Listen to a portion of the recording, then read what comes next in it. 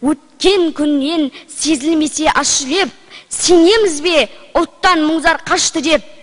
Сорымыз ба намсыз бен ұлтсызды, бізде қазір жазалайтын басшы жоқ. Сараптасақ, ұлт бен ұлтсыз қырқысын, қандай іске бармады жұрт құлқышын. Бірақ ана тілі сақтау бас міндет, тілден үлкен отан болмас ұлт үшін.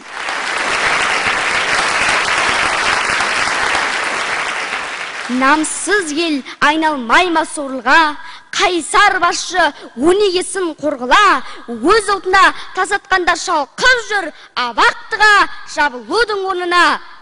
Өзгерген мен бүгін өмір ағысы, көп қазақтың қалғыған мен намысы, елде отан соғысынан кем емес, жүріп жатыр тілді қорғау соғысы.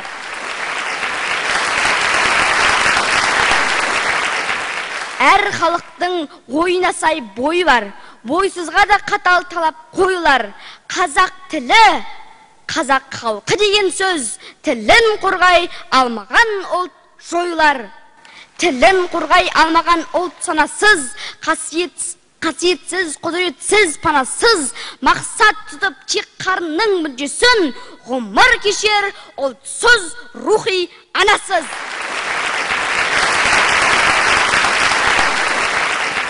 Лезде босап жігерінің белдігі, күңгірт тартты халқымыздың келдігі. Егер бүгін күреспесек тіл үшін, ертең ұлт боп қалмасымыз белгілі. Қазіргі кез, әуместер кез масаң қал, тамырсыздық аңғарынан басалған, қазақ ұлтын космополит етуге елімізде барлық жағдай жасалған. Басшылар көп, билік шыңын өрлеген, өрді қазақ есебінен төлеген. Сөйтер олар не бір қызын, не ұлын, баба тілін меңгеруге бермеген.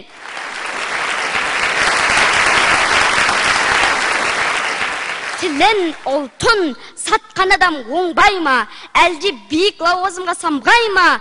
Қалай жеттік біз осындай жағдайға деген сұрақ жүгірады маңдайға.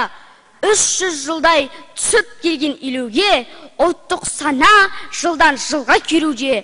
Ана тілін менсінбеген мәңгүрттер неге құштар қазақ халқын билеуге? Кей зиялың айла жасап не түрлі, сол билікке болып алған өтімді. Ал жасырын ұлтты жою майданын, олар әлі сезінбейтін секілді. Қыраннан да асқақтатып тауықты, мадақтайтын ақын жыршы қауіпті. Әншілер жүр тілді қорғау ісінен, бек қойып той мен ойын сауықты.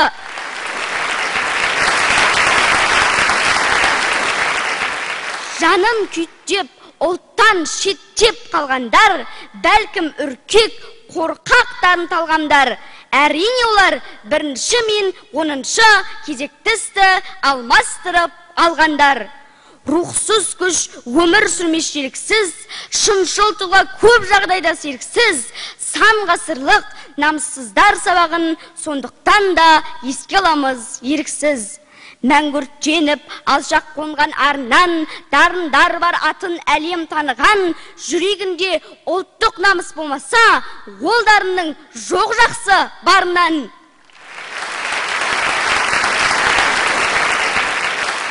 Жүргендер де ұлттан бөлек шатгүлдеп, мақтан алмас нағыз бақ таптым деп, ұлтқа, тілге жанын салмас жандарды кезден келді айтар рухи сатқын деп.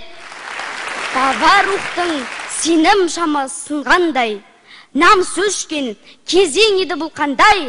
Бабаң ұлттан, тілден қашқан қазаққа жер астынан лағнет айтып тұрғандай.